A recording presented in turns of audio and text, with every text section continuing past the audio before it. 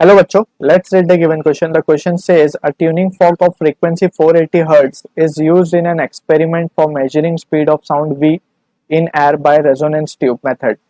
Resonance is observed to occur at two successive lengths of the air column L1 as 30 cm and L2 as 70 cm. Then V is equals to. So हमें option given है 332 metre per second, option be given है 384 metre per second, option C is 338 metre per second, option D is 379 metre per second. So basically यहाँ पे resonance tube के बारे में बात हो रही है. So resonance tube is experiment setup है ये, जिसमें through which we calculate the speed of sound in air. Alright, so इसमें बेसिकली एक ग्लास ट्यूब होती है जिसके अंदर हम वाटर फिल करके एंड ट्यूनिंग फोर्क को हम हिट करके वहाँ पे फ्रीक्वेंसी से वाइब्रेशन प्रोड्यूस करते हैं उसके अंदर.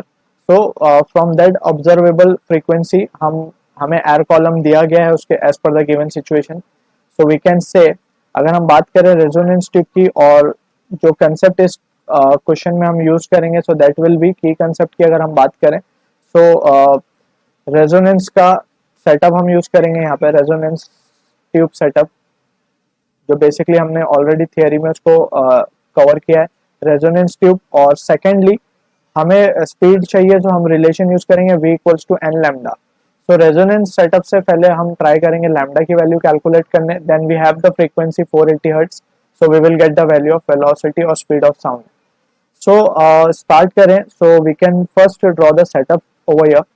सो for the first case we have a glass tube. Alright, और सेकेंड रेजोनेंस के लिए हम यहाँ पे शो कर देते हैं इसे. So this is the first resonance and this is the second resonance occurring.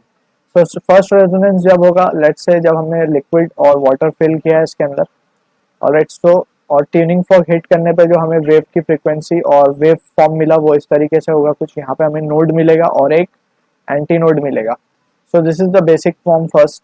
और दूसरे फॉर्म में we will get the wave pattern like this. Already यहाँ पे हमें दो नोड मिल रहे हैं और एक एंटी नोड. ऑलराइट, सो यहाँ पे हम इस लेंथ को, हमें ये लेंथ गिवन है, फर्स्ट रेजोनेंस की लेंथ गिवन है 30 सेंटीमीटर पे, सेकंड रेजोनेंस की लेंथ हमें गिवन है 70 सेंटीमीटर पे.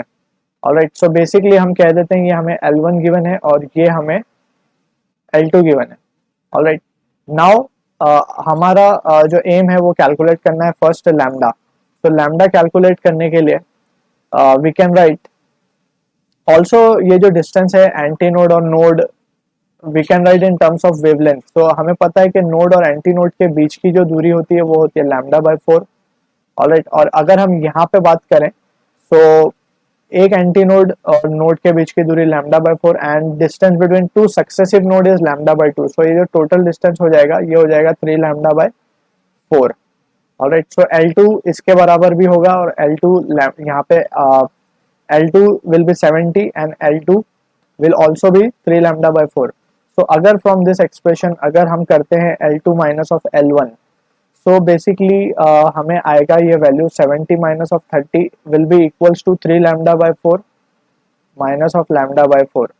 So इसको जब हम सॉल्व करेंगे so हमें मिलेगा lambda by 2 will be equals to 40. सो यहाँ से जो लैम्डा की वैल्यू आएगी वो हमें मिलेगी 80 सेंटीमीटर. ऑलराइट, अब हमें लैम्डा मिल चुका है, just we have to now substitute it over here. और फ्रीक्वेंसी हमें गिवन है 480 hertz. So we can say finally therefore the value of v will be equals to n, हमें गिवन है 480 हर्ट्ज इनटू लैम्डा हमें मिला है 80 centimetre. So we have to convert it into metre. So हम divide करेंगे 100 से. तो final answer हमें मिलेगा 384 metre per second. Alright, so this is the answer to the question. और अगर अब हम ऑप्शन कंपेयर करें, so we can say option B is the right answer to the question. I hope you understood it well. All the best.